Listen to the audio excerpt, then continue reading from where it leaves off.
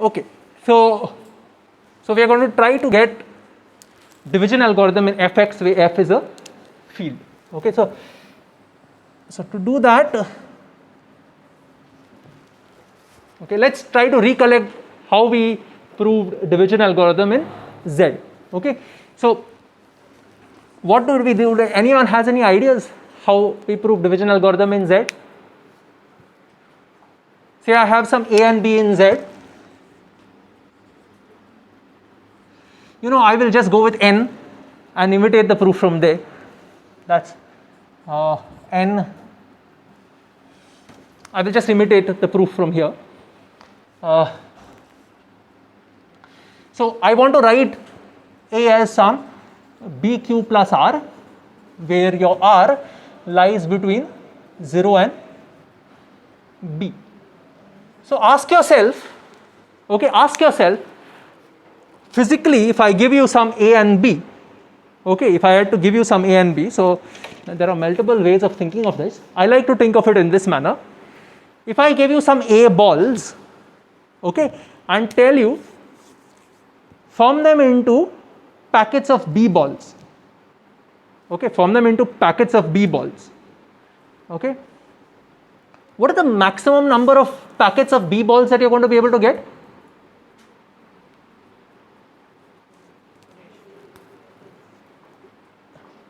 If I give you A balls and form packets of B balls, A by B might not make sense because we don't know that B divides A. It's going to be the quotient, correct? The number of B balls will be the quotient. And what will be the remainder?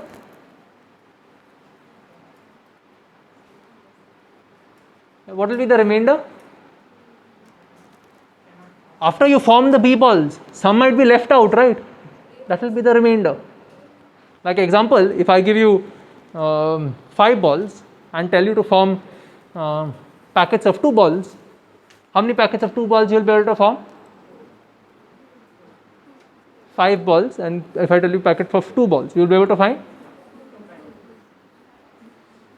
2, right? 2 packets you will be able to form, and then you will have 4 balls put in those packets, right? 2 plus 2, and what will be left out?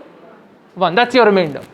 That's exactly what takes place. Okay, that's physically what is your quotient and remainder. Of course, you can have different ideas to this, but that's one way of thinking of it. So, how do I physically pull out this R? Okay, how do I physically pull out this R? I start with A, take out some B from it. Okay, check if what is left there is less than B. I want to catch hold of what is R. If once I have caught hold of what is R, Q is obvious. A minus R by B, right? So start with A, take off some B balls, check if what is there is less than B.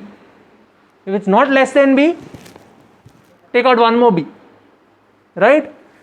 Still if it's not less than B, pull out one more. What am I doing? A minus B, right? First time I'm doing A minus B, then A minus 2B, A minus 3B, and so on, right? Can everyone see that? And I'm waiting till when that falls below B. Okay, so this is exactly what you do, and in fact, even if this happens, it's exactly the same thing, except here you're allowing yourself to add and subtract. Okay, if it's negative, you add more. Okay, so what you do is you take this set S to be the set of all A minus B times, let's go with N, such that N is in Z. And what is the remainder of this? What do you expect the remainder of this to be? You expect the remainder of this to be the least non-negative number, right? Because you're adding and subtracting here. N is in Z, so you're adding and subtracting. Okay, if you want, you can go with A plus B, NB also, it's the same thing. But I like to go minus NB because of my physical idea of this. Okay, So this is exactly the way I think of it. It's a minus nb. So here you are allowing yourself to add and subtract. Okay, the moment it goes below b, you want the smallest one. The moment it goes below b, you stop. So you have to, in this case, the hardest part in fact in this proof is showing that there is always an element, there is one non-negative element in this. Okay, that is showing that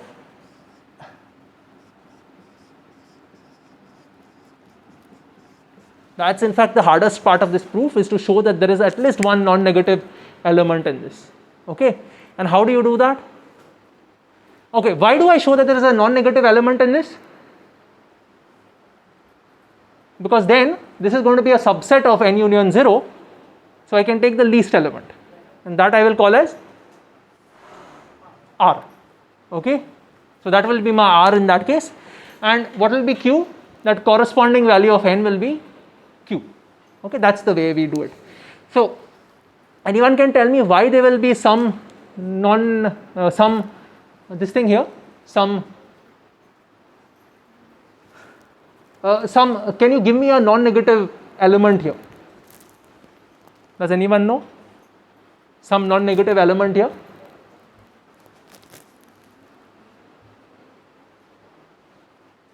Remember that a and b are in Z.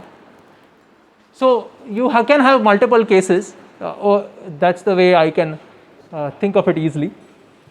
You can think of, suppose a and b, let's say suppose a and b, say suppose a was positive, okay, or greater than or equal to 0. If a is greater than or equal to 0, can you tell me one non-negative element? Yeah?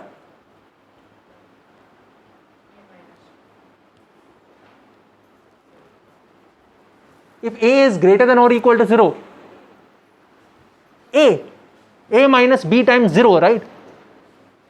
Right. If a is greater than or equal to 0, then a itself would work. Okay. Now what happens if a is negative? That's the problem, right? Then if a is greater than, if a is negative, then you can check that this minus n, make this see that what do I say? So you want a minus bn to be positive, right? How will I see that a minus bn is positive? Seeing that a minus bn is positive is, or greater than or equal to 0, is checking that a is greater than or equal to b times n. I can actually always make this fellow here positive by checking what is, if b is positive or negative. I can, if b is positive, then look at negative ends, right? If b is negative, you look at positive ends. That would that would work. So how am I going to do that is, you always look at, there's a nice trick to this.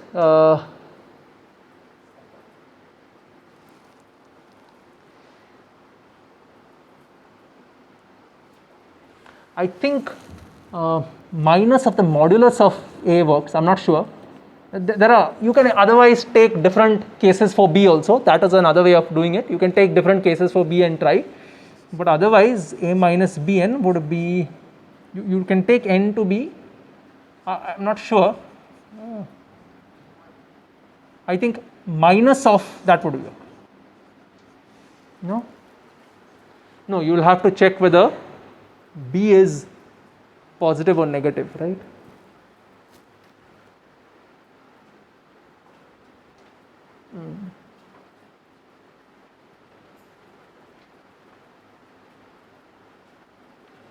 Okay, I'll do it the way I prefer. What we'll do here is, you look for, so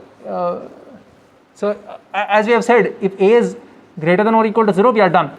Okay, suppose a is less than 0, you take conditions on b. If b is positive, b is if b is equal to 0, then what happens? Oh, b cannot be 0. That's great. So if b is positive, then what happens? Any idea? We can take n, because see, if b is positive, I would want that this full thing is positive, right?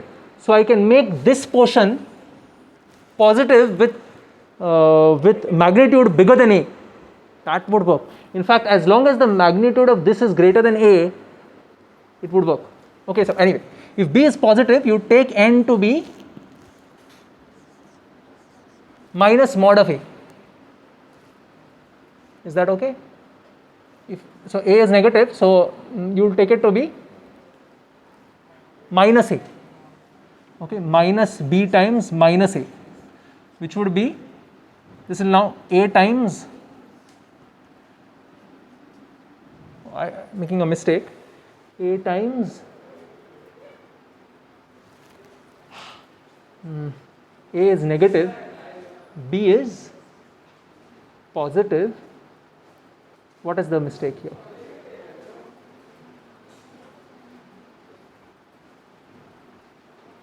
I want to keep this, that means negative, right? You can always do it with the modulus.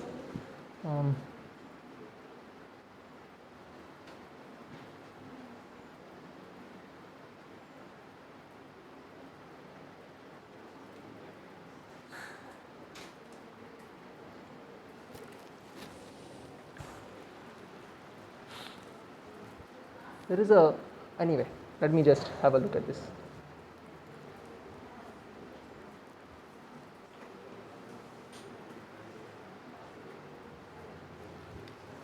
This is not going to work. Let me, okay, minus a is fine. I would have to pull out minus a, and then I would get minus 1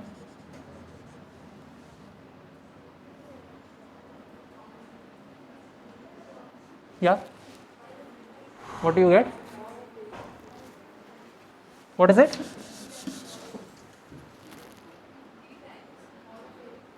P times mod of a works in all cases. You are saying a minus b times mod of a, yeah. So what do you get here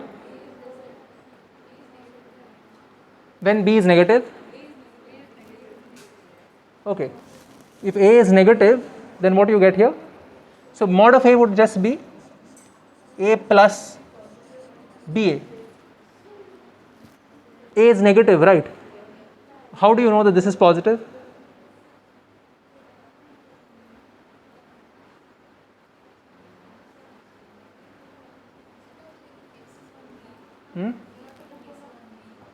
Yeah, what is the case on b? B is positive.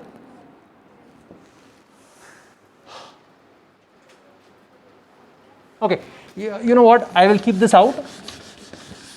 Try it. You can get it by just taking some cases on B. I'm not getting it right now. I'll show it to you maybe after the this thing class. Let's see. You can get what this n is. You just have to work on it a little bit. It's not coming. Okay, but the basic idea is you need to take this S and show that it's non-empty. The least element of this you take as your R. You can very easily show this, in fact, but yeah. So let's prove the division algorithm for fx. I should have. I will definitely tell you what it is. Let me just look at it. Okay.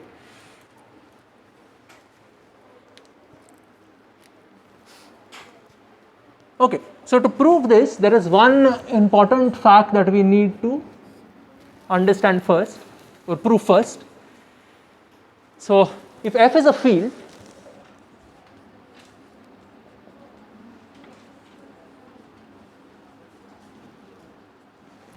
let's say, and a of x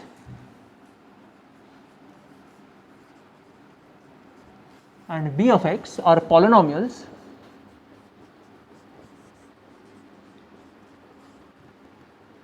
belong to fx, that means they are polynomials over the field f.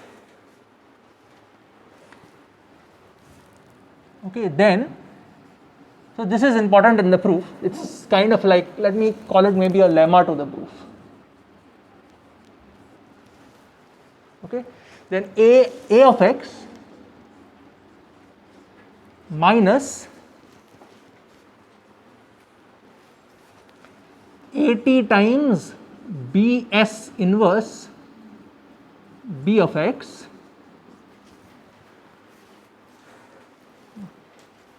is either the zero polynomial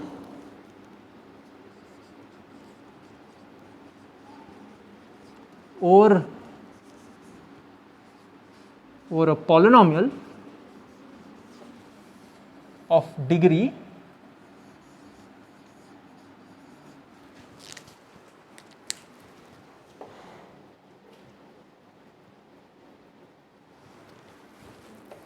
less than a, okay, of degree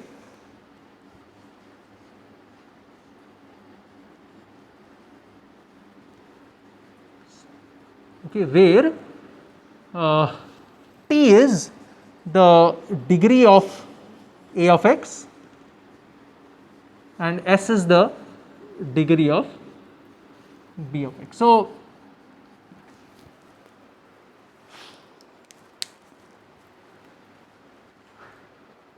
we will see how this is useful. Anyway, try to think of how this works in when you work with polynomials over here. Okay, see, you have a polynomial over here. What would this become here when you do this calculation? There is a mistake. This is x raised to t minus s. Okay, let's have a look at it. What would happen to this? The degree of this is s. So when I take x raised to t minus s and multiply to it, what will be the polynomial? It will be a polynomial of degree t, right? This is a polynomial of degree, where is that? I have to actually state that the degree of a is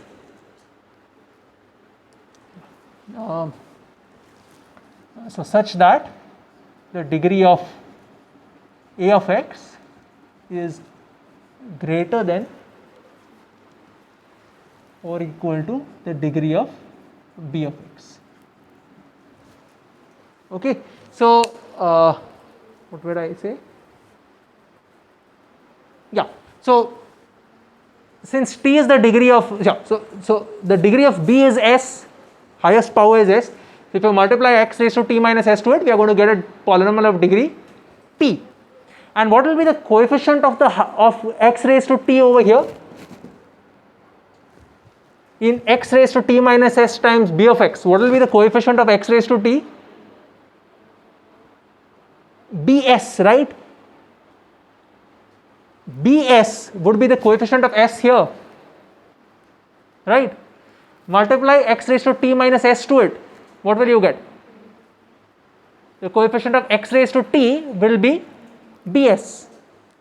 Now to that you are multiplying this constant, that is at bs inverse, that will take out the bs and put an as to it. Can you see that? Just regular polynomial multiplication. Intuitively I want you to understand that this is going to take place. Okay, why this takes place? So it will take off the bs because bs is multiplied to the highest power, right? And it will put at in its place. So what will be the highest power will be at, will be x raised to t, and its coefficient will be at. So can you see that at and at will cancel here? So the degree of this is going to drop because the highest power term is going to get cancelled. So the degree of this is going to drop, and hence this is what I said. It's either going to be the zero polynomial or a polynomial of degree less than a of x. What is the polynomial degree of a of x? T. So this fellow here is going to have degree less than t, anything less than t. We don't know whether the other terms cancel, but at least it's going to be less than t. That's essentially what we want to prove. Okay. So how do we prove this?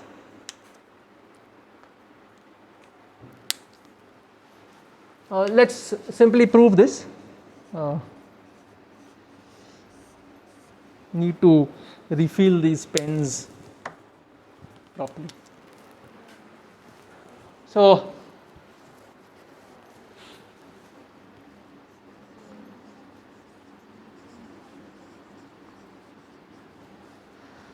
the degree of what is this? At bs raised to minus 1 x raised to t minus s times b of x. What will this be? This is nothing but this is a polynomial. Okay, understand what is here. This is a polynomial. Okay, whose where the coefficient of t minus s is at bs inverse. Can you see that? The coefficient of x raised to t minus s is at bs inverse, and everything else is 0. Okay, so this polynomial has degree t minus s, right? This polynomial has degree s. So the degree of the product will be t plus s, t minus s plus s, which has to be t. Okay, so t minus s plus s, which will be t. So that's one thing that we can see. So therefore you can see that, okay, therefore obviously the degree of, so the degree of this is t and the degree of this is t, right? So when you add two polynomials, the degree is less than or equal to the maximum of the degrees, which will be t itself. Both of them are of degree t, right? So when you subtract, you're going to get a of x minus at bs inverse x raised to t minus s b of x will have to be less than or equal to t. To show that it is strictly less than t, is this okay? Less than or equal to t by the arguments that we have just made. To show that it is strictly less than strictly less than t, all we have got to do is show that the tth term of this is 0. Is that okay? The degree of this is less than or equal to t, right? So to show that this is strictly less than t, the degree of this is strictly less than t, I show that its tth term is 0. Okay, that's all that we have got to do. So let's ask ourselves, what is the tth term?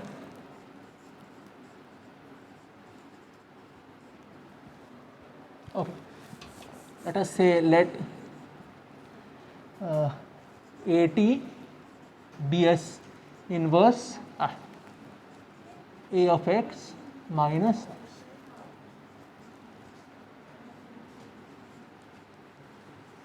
I'll call this as some summation Cn x raised to n. So I am checking what is Ct. I need to show that Ct is 0. Okay. So what will be Ct?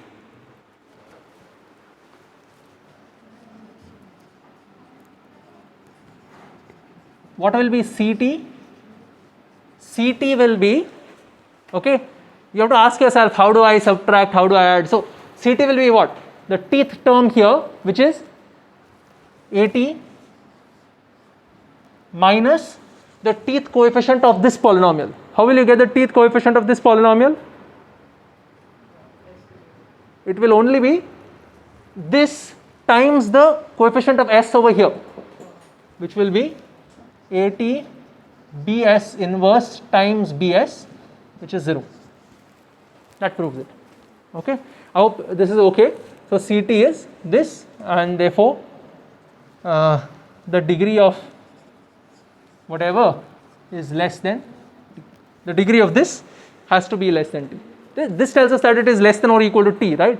It means above t nothing comes, everything is 0. Above t everything is greater than equal to 0. This tells us that above t everything is greater than or equal to 0. This tells us that above t everything is equal to 0. Okay, and this tells us that even the tth coefficient is 0. So then the degree has to be less than 0. Or of course the polynomial itself is 0. Then we don't talk about the degree, right? So we will leave, this is in fact the hardest part of the proof. We'll leave the rest. We'll leave the division algorithm for next time. Okay.